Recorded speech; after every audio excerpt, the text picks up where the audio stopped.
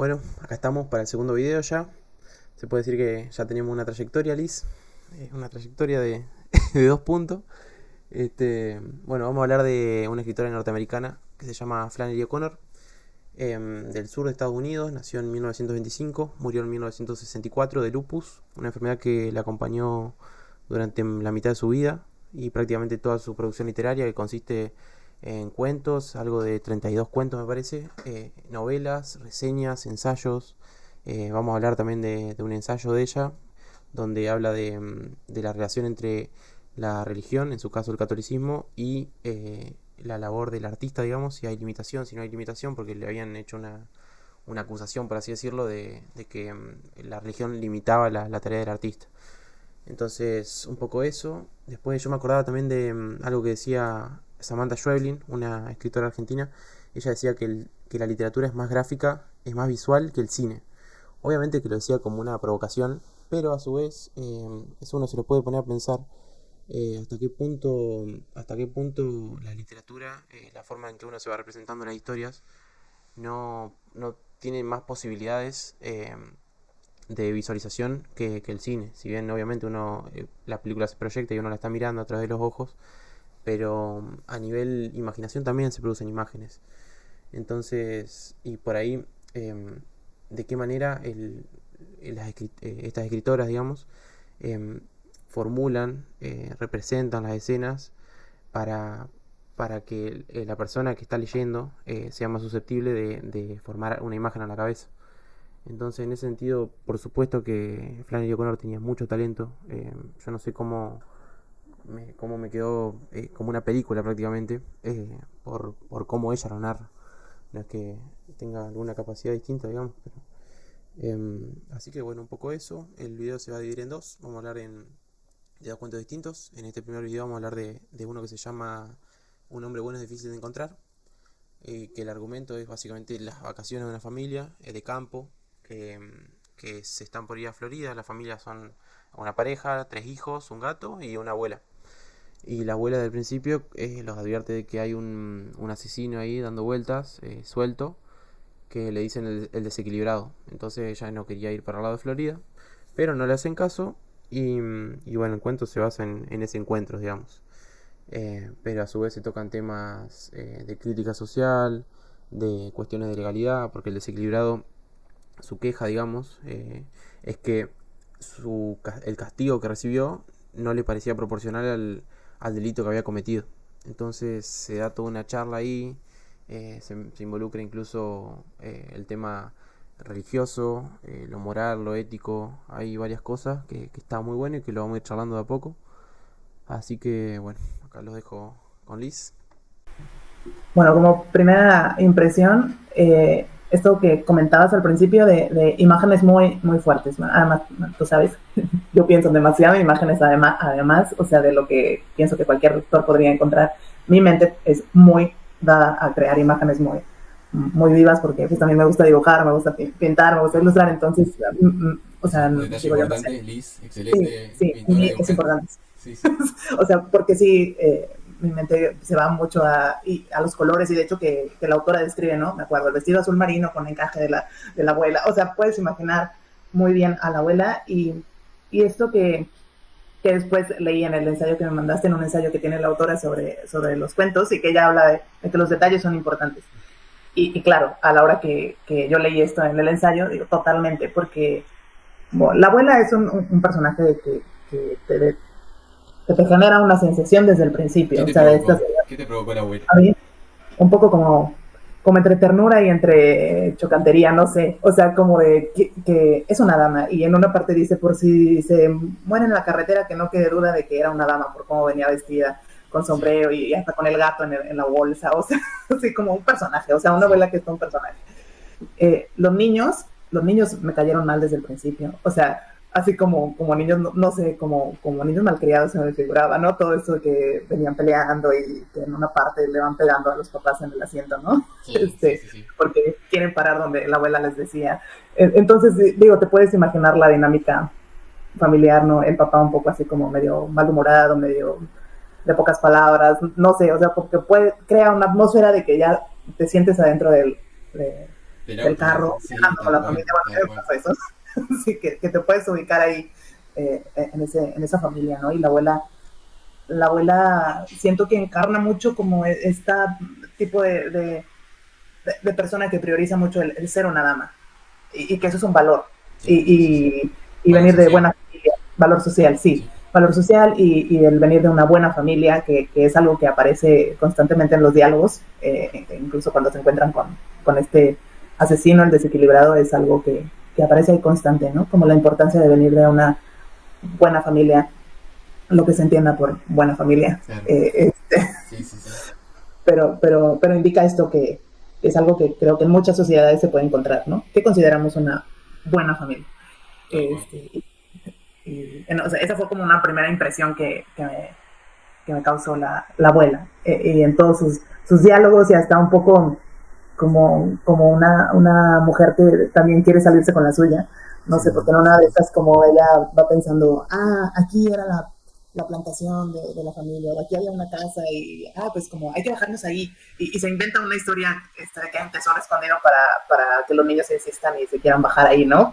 Y Sí. después se da cuenta de que no es cierto, esa casa que estoy pensando no está Que estaba en otro en, lado, en en Tennessee, este creo. estado, está Sí. en Londres, en Tennessee. Entonces, pero no quiere decir porque se van a enojar con ella. O sea, como también esta parte como de cierta astucia para salirse con la suya, pero luego ya no le sale. Sí. este, como de, también, no sé, yo pensé así, no sé si la autora quería decir esto, pero como de ese disimulo de lo que implica también ser una dama en este tipo de sociedad, tal vez, ¿no? Como un poco de la apariencia, Sí. este, Yo creo que de las... critica mucho el tema. No sé Sí, si critica, pero sí que lo muestra y como que pone en evidencia muchas cosas también.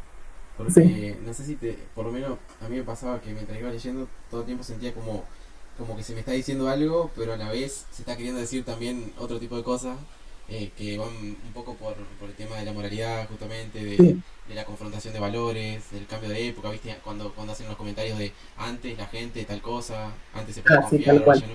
Como que todo el tiempo hay como ese tipo de confrontaciones en detalles y, por ejemplo, se ve también en el tema de los nietos con la abuela cuando dicen eh, la abuela no se quedaría en casa ni por $1 millón. Ella no se quiere perder de nada. Y, bueno, también pensaba en, por ejemplo, un detalle que a mí me llamó la atención, era cuando dice que vio que en el cuenta kilómetros había 89.000 kilómetros, no sé cuánto, que vio el cuenta Así. kilómetros. Y uno, claro, se pone a pensar, por qué no dicen cuánto kilómetros tenía el auto?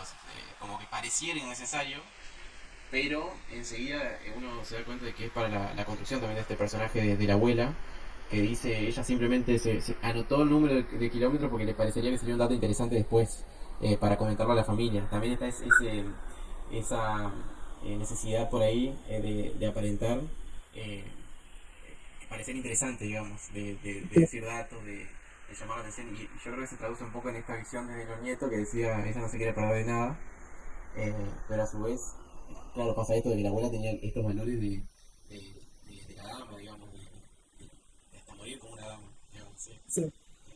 Entonces, Y esto que decías también de estos constantes comentarios en mis tiempos, se respetaba, me acuerdo mucho, se respetaba, o sea, aprendí a respetar el estado en que naciste, ¿no? O sea, como quejándose un poco de los nietos de estas generaciones que no respetan nada, no lo dice así, ¿verdad? Pero bueno, lo que ahora, creo que eso constantemente se escucha, yo creo que en cada generación, de pensar que las épocas pasadas siempre fueron mejores, ¿no? Y que la degradación moral va hacia adelante, ¿no? Como sí, este tipo de comentarios. Creo que no es exclusivo de este cuento, pero los podemos escuchar constantemente en cualquier sí, conversación donde hay personas de diferentes generaciones. En claro, mis tiempos, como es una nostalgia así de pensar que los tiempos pasados siempre fueron mejores. ¿No? sí. Y a su vez, también pensaba en la confrontación también entre distintos tipos de moral, que uno hasta se pone a pensar, cuando la abuela dice en un momento, mirar qué negrito más mono, dice en un momento. Ah, sí, Esta forma esta hipocresía por ahí de romantizar, porque estaba hablando probablemente de un esclavo, justo era un nene que estaba desnudo, que no tenía ropa, y decía no, porque ellos no tienen la ropa que ustedes sí pueden tener, y como que era una forma de romantizar, de la misma forma que en el comedor cuando le dice al hombre, es que usted es un hombre bueno, le dice, y sí, dos renglones antes el hombre le había dicho deja de vaguear, le decía a la esposa, como mostrando las dos partes, que la trataba mal a la mujer, pero a su vez ella le decía que él era un hombre bueno porque le había permitido enfriar la nafta, la gasolina, decía. Este, y después, a su vez, se muestra a los nietos que es como que una señora le dice a la nena que bailaba, le dice, no te querés quedar acá. Y como que la nena le decía, no, no me quedaría ni en un millón de años, le decía. Entonces es como que uno se pone a pensar qué conviene, ¿no? Esta ofensa sincera de la nena, o esta hipocresía aparentemente defensiva de la abuela.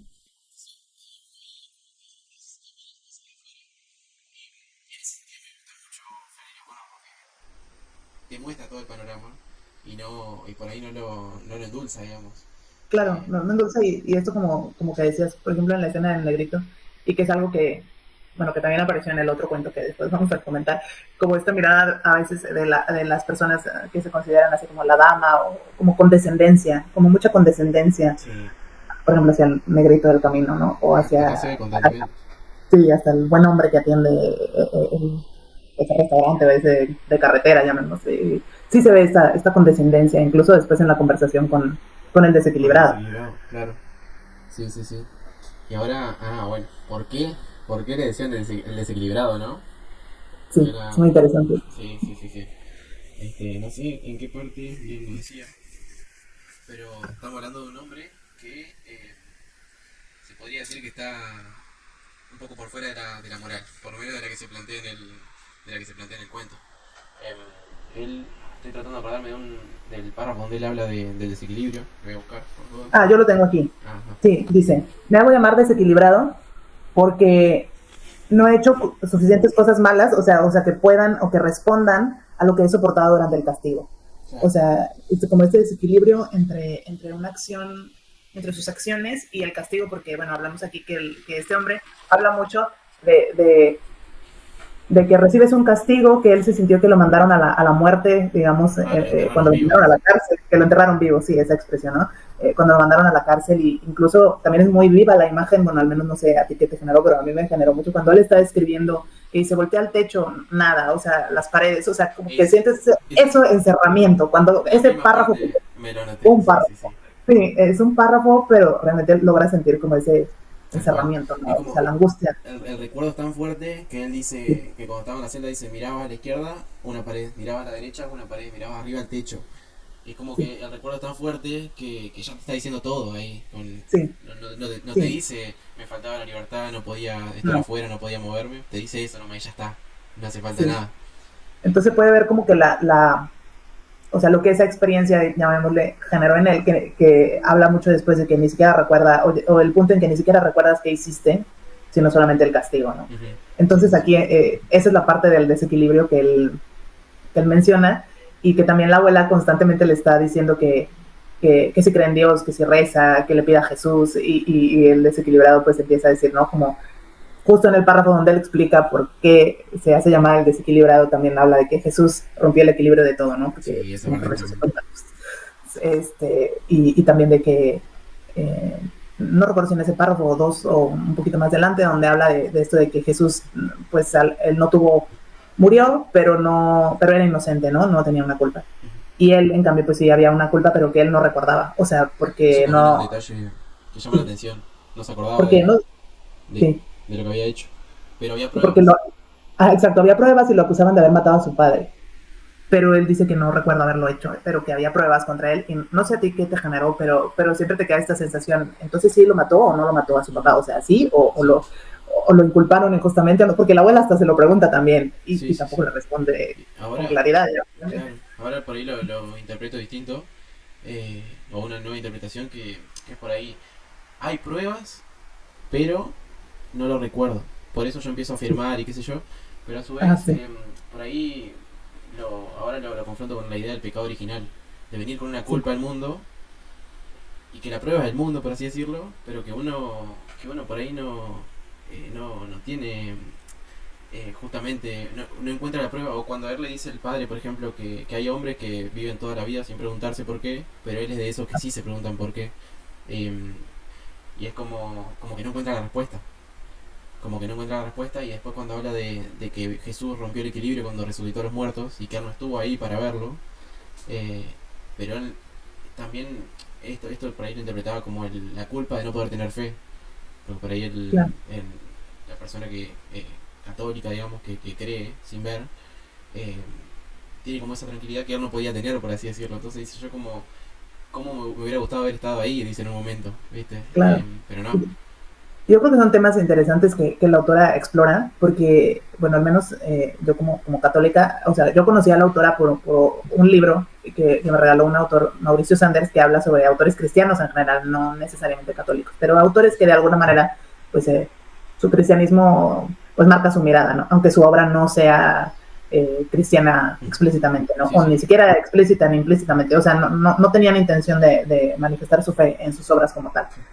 Y una era Flannery O'Connor. Y entonces en ese momento yo leí algún comentario muy breve porque yo no la conocía y en ese momento no fue la autora que más me llamó la atención de las que desconocidas para mí. Pero habla que este tema me interesaba mucho, el del pecado original y la gracia, la redención. Y entonces creo que de alguna manera pues hay estas preguntas ahí alrededor y de algo que escuché también sobre ella, esto no sé, no podría citar en dónde aparece, pero en un podcast escuché a unas chicas que decían algo así como eh, que algún lector católico le mandó alguna carta a ella diciendo, no, una mujer, oiga, usted debería de tranquilizarnos, o sea, si uno espera de un autor católico, o sea, leer algo bien lindo y que nos fuera, dice, mi marido, o sea, se fue a dormir y se fue a dormir intranquilo, o sea, Claro. debería encontrar paz en sus textos o algo así.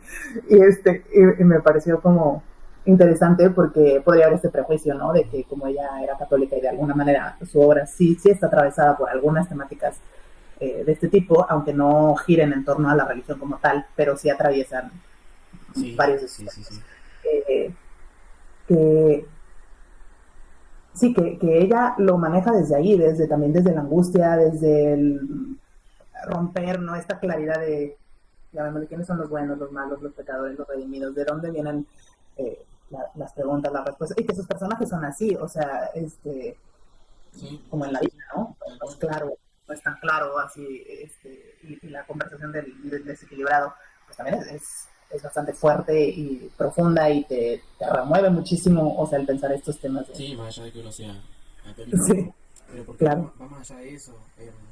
Liz también me compartió, me compartiste un ensayo donde ella habla del escritor, no me acuerdo cómo se llama, La Iglesia y el escritor de ficción, donde ella también desmenuza ese problema. Lo dice en un momento de cómo, de si realmente el catolicismo afecta o limita al escritor de ficción.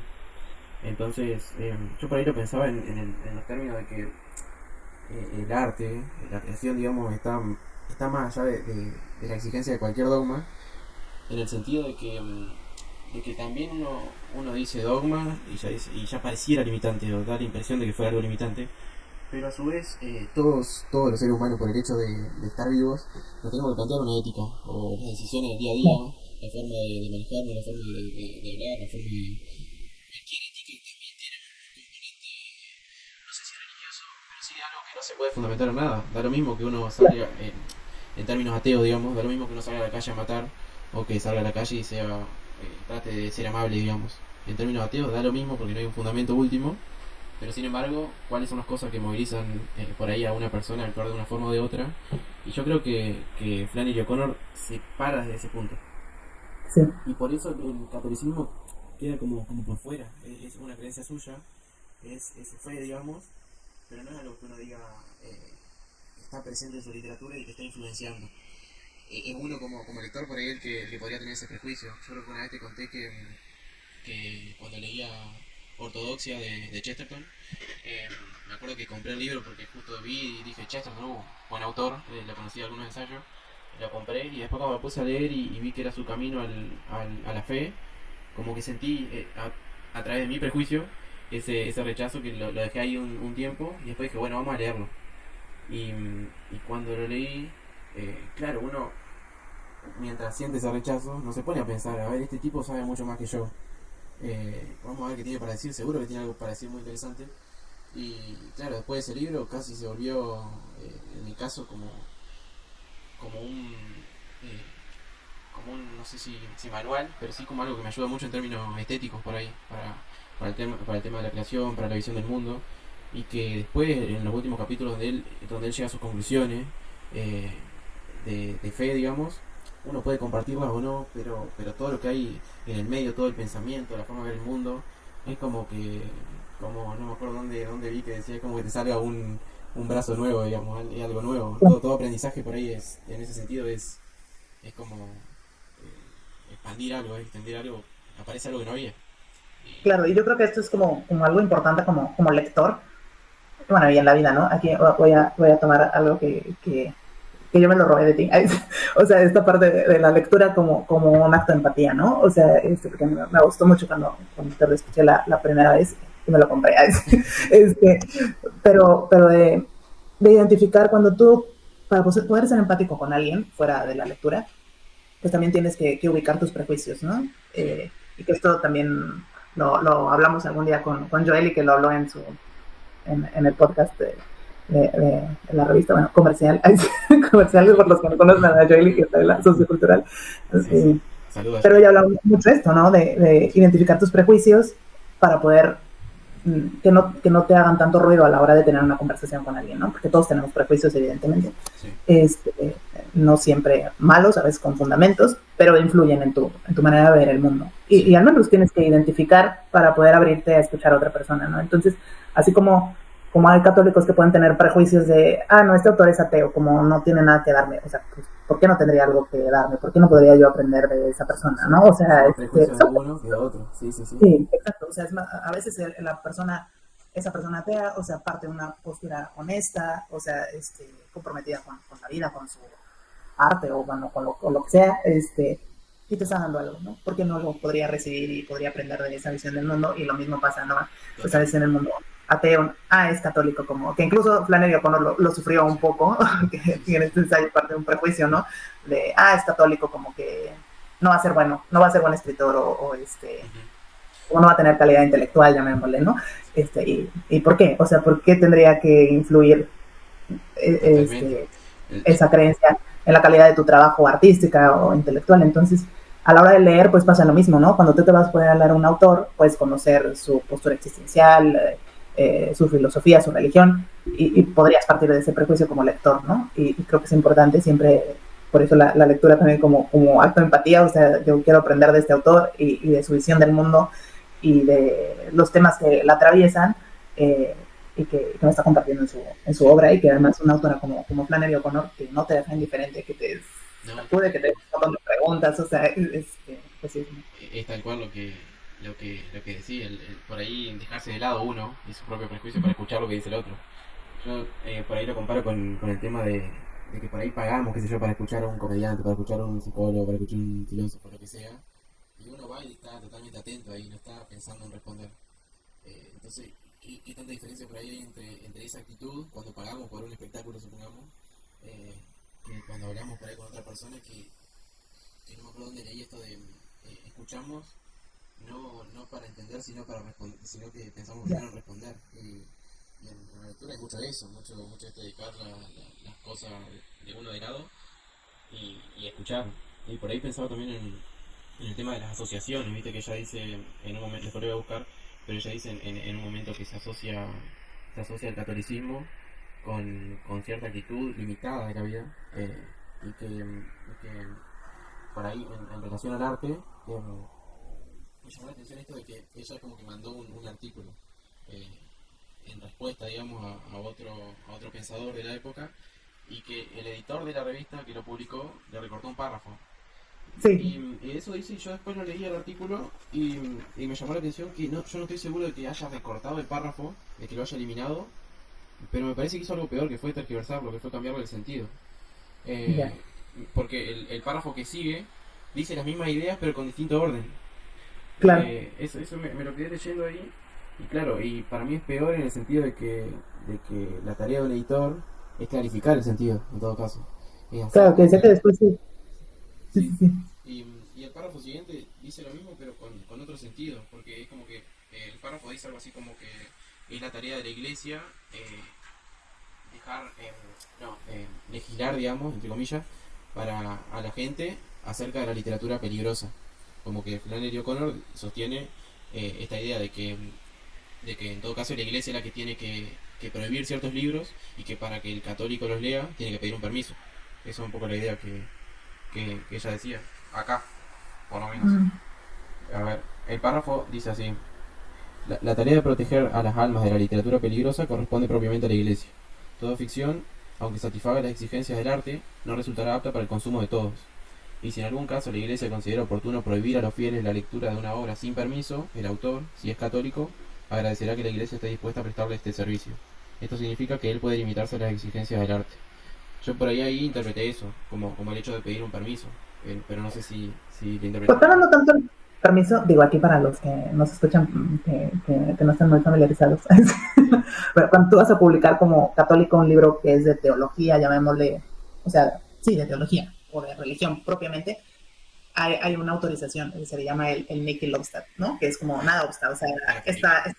sí, para publicarlo, llamémosle como que tiene el sello de que la doctrina es correcta, que no es herejía, etcétera, etcétera. Como quiera tú puedes publicarlo sin eso, o sea, no es que está roto en la actualidad, o sea, no hay prohibición, o sea, pero a lo mejor no tienes como que ese sello, como llamémosle, pero eso no aplica solamente para los teológicos, no, para la literatura, o sea, por ejemplo, para poesía, novelas, eso pues no existe, o sea, imagínate. Porque en esta época distinta, en la época de Felipe Colón, no tengo ni idea o cómo funcionaba la iglesia ahí. Según yo no, pero yo creo que lo dice más porque la iglesia sí, antes sí existía y en la época de Flannery O'Connor sí existía, todavía está haciendo tanto, todavía existía, la famosa lista de libros prohibidos. Y Claro, claro, si ella era ubicada como autora católica, pues pudiera ser, ¿no? Ahora mucha gente lo hace, pero en el ámbito informal.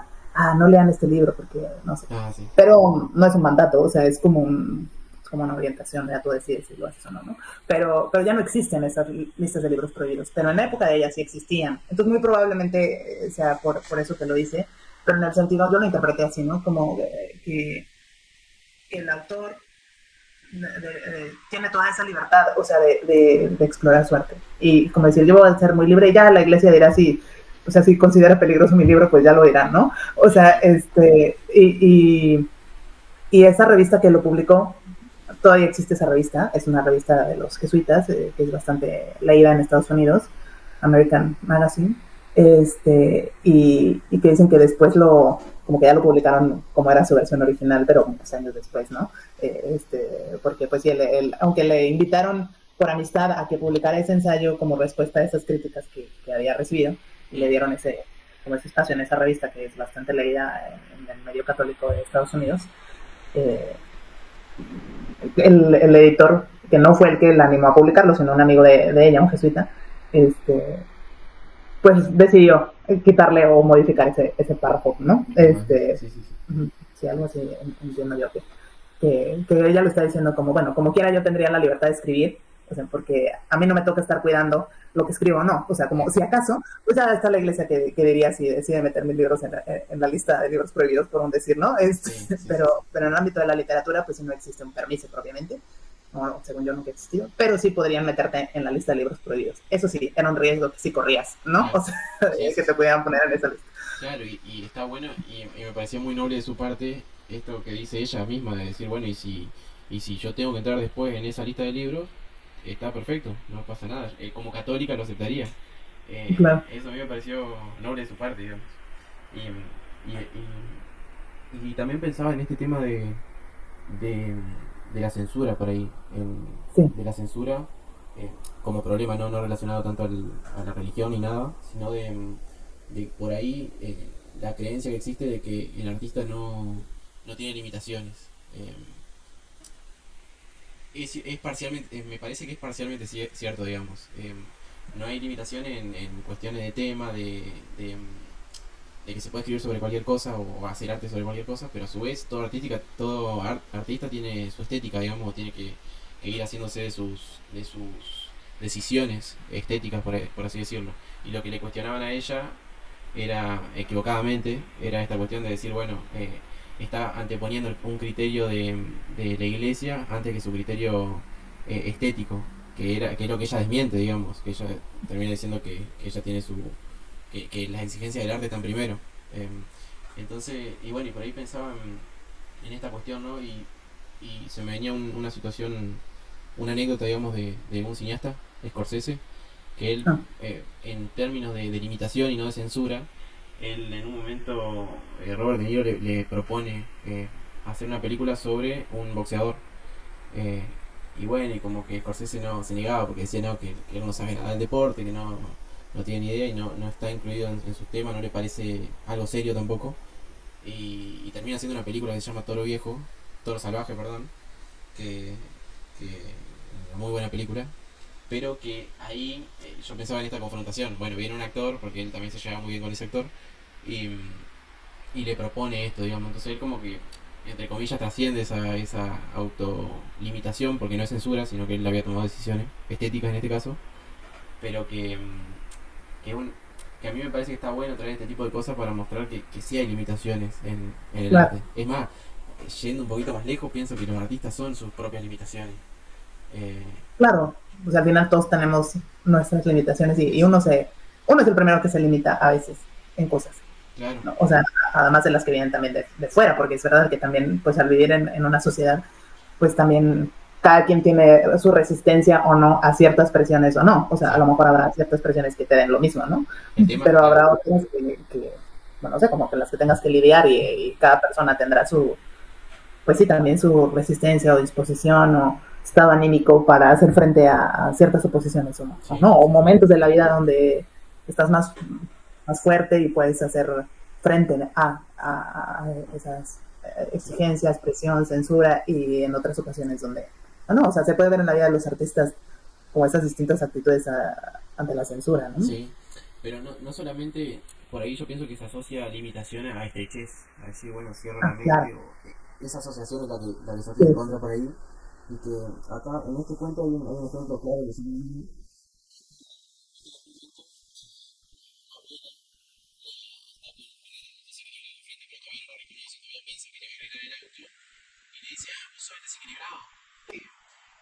Ahí yo noto justamente estas limitaciones. ¿Qué pasa? Que Flannery O'Connor construyó todo un personaje. Yo pienso que todo lo anterior en la historia, todos los detalles que ella va diciendo, que la abuela no se quería parar de nada, que ¿cómo es? Los comentarios que hacen en el comedor, lo que piensa, lo que se le pasa por la cabeza, hace verosímil que ella cuando reconoce el desequilibrado dice, vos sos desequilibrado, en lugar de ser prudente y guardárselo. Porque, porque ¿qué pasaría claro, si no hubiera estado lo previo? Uno no se lo cree, uno va a decir, ¿cómo le va a decir que...? Entonces, claro, todo eso vas a ir diciendo, tú eres el asesino en serie. exactamente, porque viste que enseguida pasa algo que es que el padre dice, entonces el hijo le dijo algo con lo que todos nos quedamos atónitos, pero no dice lo que le dijo. Entonces Así, uno no, sabe que le insultó, pero no, es otro detalle que está bueno. Pero en ese sentido pensaba el tema de las limitaciones, de cómo en este caso Flannery O'Connor elige todos estos detalles, toda esta forma de construir el personaje para hacer creíble eh, claro. un momento de ese personaje. Porque si ella no hubiera dicho vos sos desequilibrado, tal vez no lo hubiera matado. O sea que, bueno, probablemente sí, capaz que muy inocente de mi parte pensar eso. Pero, pero hubiera pasado otra cosa. Pero ese momento es clave en el cuento cuando dice eso, porque ahí como que empieza todo lo que pasa después. Y yo pensaba en ese sentido, que ella no se acepta la exigencia del arte y se impone sus limitaciones, que no es censura, es otra Claro, cosa, son sí, sí, sí, es otra cosa. decisiones Sí, estéticas en todo caso. sí, Este, sí, sí. y, y bueno, yo quería preguntarte también qué opinás ya del final, de lo que pasa a lo último. Viste Claro. que, a ver, este A mí momento se en me que... hace muy, Sí, sí, sí, sí. Cuando habla del desequilibrio, de que Jesús rompió el equilibrio y todo lo que viene. si viene, habla de esta parte donde, mm, o sea, la abuela le insiste mucho en que rece, ¿no? Sí. En que ore, pero hay una parte donde también dicen, ella está diciendo Jesús, Jesús, pero en realidad como pareciera que lo está maldiciendo, ¿no? Al desequilibrar. Ujú. Entonces, ahí vuelve como a cuestionar llamémosla la autenticidad religiosa de la abuela. Pero Como que ella quería decir Jesús te ayudará, pero como estaba tan trabada decía Jesús, Jesús y parecía que sí, estaba sí, maldiciendo. Sí. sí, y esta parte sí, de la fe, de la redención, de las opciones que puede tomar el desequilibrado. Y también esta parte donde habla de que no existe como en esta vida, o sea, ni siquiera el placer o demás, o sea, que solo queda la opción también como del mal, no lo dice así, ¿verdad? Pero como pareciera que es como que para él ese es el único camino. Y me gustó mucho y se me hizo como muy fuerte, o sea,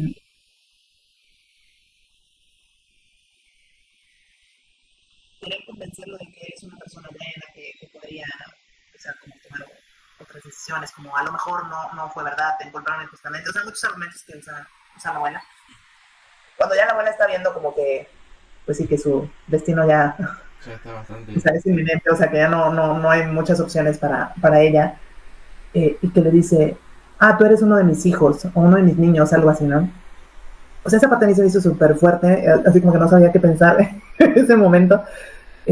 Es como hablar de un reconocimiento, ¿no? O sea, porque en la parte previa hablábamos de la condescendencia, Ujú. y, y yo siento que la abuela siempre lo estuvo viendo con condescendencia. Sí, O sea, da la impresión, ¿eh? Ajá. o sea, no sé, esa impresión me daba, o sea, como, y claro, pues tratando de salvarse, ¿no? También ella, salvar su vida. Pero cuando llega esa parte de, ah, tú eres uno de mis niños, es uno de mis hijos, o sea, como podría ser, o sea, podría ser mi hijo de mí que soy una dama y que soy de una buena familia, o sea, al final como podríamos ser cualquiera de nosotros, ¿no? No sé, Claro, yo lo sí, interpreté sí. así, así, Sí, o sea, como en estas opciones, este camino de redención que podría haber tenido el hombre, llamémosle el desequilibrado, y este reclamo, ¿no? De decir, pues yo no fui testigo de los milagros de Jesús o de la resurrección de Jesús, no lo hice de esta manera, pero como diciendo, yo no estuve ahí, entonces, o sea, queda esta opción de haber seguido a Jesús, pero pues como yo no estuve ahí y no lo vi, o sea, pues uno queda matar, ¿no? claro. O este camino, ¿no? Del mal, que bueno, es una dicotomía fuerte, o sea, Sí. bueno, puede haber podría uno pensar, no pensar una opción intermedia, o sea, pero no, o sea, Su se opción presenta era en seguir a Jesús como, o matar y quemar casas, como sí, dice. sí, o sea, era muy fuerte esa parte del cuento, y esta parte donde la abuela logra reconocerlo como podría ser, podría ser mi hijo, yo lo interpreté así, ¿no? Como podría ser cualquiera, podría ser, y luego pues también y la parte donde ya también el compañero del desequilibrado, porque el desequilibrado iba con otros dos, Ujú. donde le dice que podría haber sido una buena persona la abuela, ¿no? Y dice, no, solamente si hubiera tenido Eso un está tiro, bien. Sí, sí, sí. sí, un Habría, tiro habría en cada sido, momento de su vida. dice, habría sido una buena mujer si hubiera tenido a quien le disparara cada minuto de su vida. Sí, no sé tú cómo interpretaste esto, pero a mí se me hizo, o sea, ¿cómo? Se hizo muy Fuertísimo. fuerte también. Eh, Sí, Al principio me quedé con la mano vacía de no saber qué quería sí, decir con eso. Eh, y después como que sí, pensándolo un poco más después, como que eh, lo tomé para el lado de qué se estaba confrontando ahí. sí, Cuál era la visión de la vida del desequilibrado, cuál era la visión de la vida de la abuela, qué le dice antes, porque antes le dice era una charlatana. así. Qué significa decir de alguien que es un charlatán o una charlatana? Yo lo interpreto un poco como alguien que no cree en lo que dice. Sí. Eh, entonces, y qué hubiera pasado? ¿Qué hubiera sido distinto si ella hubiera tenido a alguien que le dispare en cada minuto de su vida? ¿Qué hubiera sido distinto? Que ella vería la vida con sus propios ojos. ¿Qué cambiaría, digamos? No sé qué Sí. cambiaría o qué es lo que vio el desequilibrado eh, para que a través de eso que dice, él crea que ella podría ser una buena mujer. ¿Qué interpreta a su vez el desequilibrado como una buena mujer también? Una buena persona, claro. ¿Qué es? Y también yo lo tomé también una parte, o sea, no me había hecho estas preguntas que tú estás planteando ahorita, ¿no? De qué considera el desequilibrado una buena mujer, ¿no? Y pues qué consideraba la abuela una buena familia. O sea, al final planteé estas preguntas, ¿no? Que nos podemos hacer cualquiera de nosotros. ¿Qué consideramos nosotros una buena persona? Tal cual. O sea, esta parte del cuestionamiento Sí. Moral. moral, este, y también veía que atravesaba con el otro cuento que leímos de Gente Buena de Campo, La buena gente, ¿no? que Ajá. Sí, sí. sí, que también hay una parte de ese cuento que no recuerdo exactamente en qué punto lo pone Flannery O'Connor, pero donde habla sí, como la hipocresía de los cristianos, Ujú. como algo común. Y yo relacionaba como ambas afirmaciones también como cuestionamiento ahí, o Sí, sea, que sí, está sí. ahí presente en los cuentos de ella, como hablando también, o sea, como cuestiona la autenticidad de tus creencias, ¿no? Sí, O sea, sí, sí. como que, Exactamente, eso está bueno, siempre es valorable porque es sí, una forma desde adentro de como cristiana, digamos, ella misma sí, critica o pareciera criticar una especie de falso cristianismo también, sí, confrontando esas creencias, sí. claro. Y a mí eso me gustó, o sea, me gustó en lo que leí de ella, porque yo después también leí otro cuento, y creo que esos temas están ahí, o Presente. sea, sí, están presentes, o sea, este tema del pecado original, llamémosle de la gracia, la redención y del cuestionamiento, o sea, de qué tan genuinas son tus creencias o qué tanto son por costumbre, por comodidad.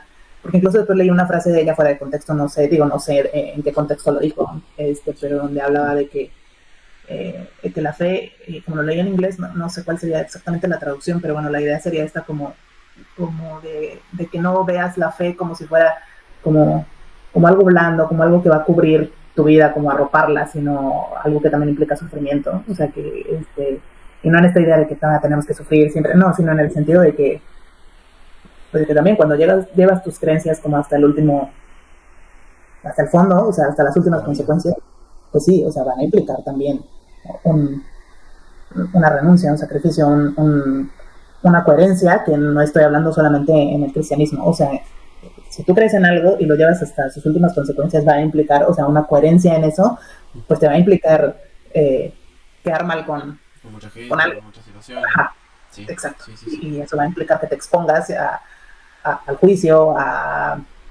sí, a renuncias, a cosas que tal vez no van a ser agradables, pero que si realmente eres genuino con tus creencias, pues en algún momento, o sea, va a implicar esta parte de, bueno, de que los cristianos le llamamos la cruz, ¿no? Y que escuchaba una reflexión de una teóloga que hablaba sobre por qué han proliferado tanto o todas estas espiritualidades un poquito como a la medida, o sea, más Sí. asociados a la New Age. O esa que toman un poquito de esto, un poquito de Ajá, aquello y exacto.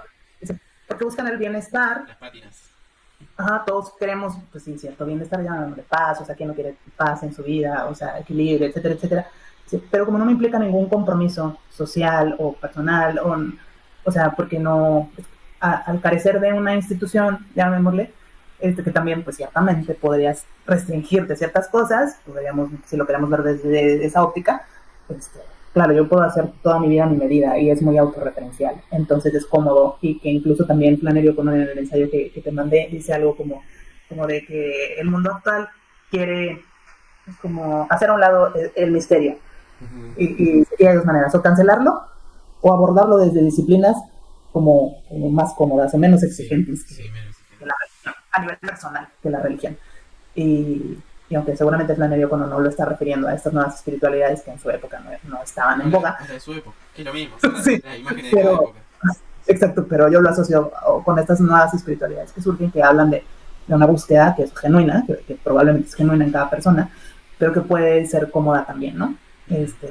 O sea, que ahí, por eso creo que estaba en este cuestionamiento que a mí me surge a raíz de los cuentos de Flannery O'Connor de qué tan genuinas son tus creencias, ¿no? Y hasta Sí, sí, pues, sí, sí, cuestionatelo, ¿no? No sé, sí. creo que un poco me quedaría con esto. La verdad que está, o sea, me encanta ese tema y sobre todo lo pienso en cómo por ahí se toman como dos esferas distintas.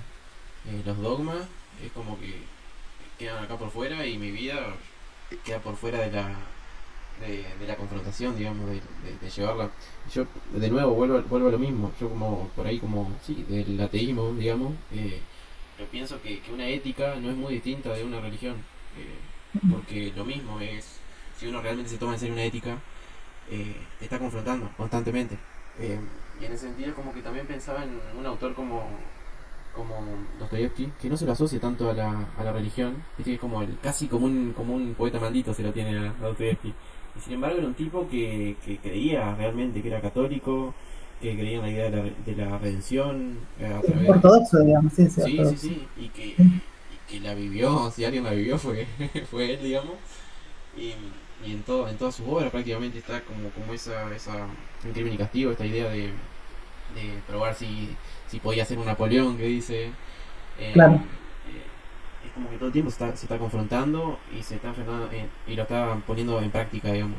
Está bien, Claro. A mí me después. ha tocado Sí, Me tocaba escuchar algunos juicios a Dostoyevsky de algunas personas no religiosas, estuvo muy contaminado por su cristianismo. Y bueno, es que su cristianismo es el que le hizo ser tan desgarrador en parte. O sea, y sus crisis de fe, y bueno, tú sabes que yo quiero mucho Dostoyevsky. Sí, es mi amigo. Y yo, bueno, ya a nivel personal, puedo hablar que de alguna manera él fue clave en mi proceso de fe. O sea, porque yo sí me vi como a las puertas del ateísmo en algún momento de mi vida, en la adolescencia, y no sé, a mí él me iluminó bastante, o sea, como creyente.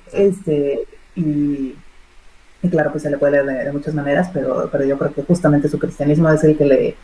Y sus propios debates interiores o los debates que hay o las crisis que hay en sus personajes también son muy desgarradoras y sí, están ahí. De hecho, de este lado, digo, no sé, porque desde el lado cristiano también hay muchísimas lecturas donde se busca, ¿no? la fe o temática religiosa en sus personajes, y hay muchísima literatura religiosa sobre Dostoyevsky, ¿no? Por ejemplo. Sí, sí, sí. O sea, y que a lo mejor del lado ateo, está esta lectura, como tú dices, como más asociado a como poetas malditos, como podría ser pues, toda esta parte del diálogo de los hermanos Karamazov Sí, un poco por los temas. Por los temas que maneja, ¿no? El del vicio, el juego, hasta sí. Hay uno que había, no sé si no había una violación o algo por el estilo en uno de sus libros. En varios, de hecho. Sí, sí, sí. En varios aparece no como temática principal, pero está ahí de trasfondo. Sí, sí. Que es un poco lo que dice Flannery O'Connor también, de que si se pretende que el catolicismo deje de mostrar la maldad, digamos, se tiene una concepción equivocada del catolicismo, claro. no del mundo, digamos. Claro. Sí. Bueno, y todavía no hablamos casi del segundo cuento. Así que capaz que va a dar para 2 videos esto. Sí, claro, sí, yo creo que sí. Estamos ya no sé cuánto llevamos hablando, pero sí, es que creo que aunque son... Eso me hace pensar en lo que ella dice también en el ensayo del cuento, que el cuento que sea corto no quiere decir que sea menos profundo que una novela. No, para nada. Porque con un cuento te da para... Yo me quedé pensando cómo hizo en 10 páginas para que el personaje de la abuela sienta que entró en una novela de 900 páginas, no sé, un par de detalles ya quedó totalmente plasmado dentro del personaje. Arriba desequilibrado, ahí ya noté acá un par de cosas que dijo en un momento. Dice, nunca había un cadáver que diera propina al sepulturero. Cuando le dice eso, como totalmente crudo. Lo mismo que lo último, lo de hubiera sido una buena mujer si hubiera tenido a alguien disparándole cada minuto de su vida. Son como cositas así muy contundentes que dice el tipo, que ya te deja claro el tipo de personaje que es. Lo mismo esta dicotomía que él se plantea. O seguirlo a Jesús, que a mí me hizo acordar también a el tema de la fe. Si uno... hay un cuento, yo me acuerdo de un cuento de Bradbury, que es como de personas, de un grupo de gente que va a la luna, y que ellos dicen, cuando lleguemos a la luna, ¿cómo nos van a recibir? Como reyes, qué sé yo. Y llegan y nadie los estaba esperando. Como que no pasa nada cuando llegan ellos. Y dicen, no, pasa que ayer vino El Salvador. Ayer estuvo acá El Salvador, qué sé yo, vino como que había vuelto Jesús, pasó, y estaban todos felices, todos ya salvados. Y uno de los de la delegación como que dice, ¿cómo que estuvo acá ayer y yo no lo vi? Llegué justo tarde, y se empieza a ir por todos los planetas buscándolo. Así de absurdo el tema de la fe, si uno lo acerca en el tiempo, a partir del día siguiente, así de cerca, digamos, si no se tiene... Y él no podía creer, en ese caso, no podía creer en toda la gente que había ahí, todos los testigos que hubo, que le decían, ya está, estamos todos nosotros que estamos diciendo que lo vimos, que estuvo acá, ¿por qué no te alcanza eso? ¿Por qué tenés que ir a verlo vos y ya no podés creer en nosotros? Como que al acercarlo tanto en el tiempo, Bradbury, uno se nota de lo absurdo de la situación, uno nota esa situación.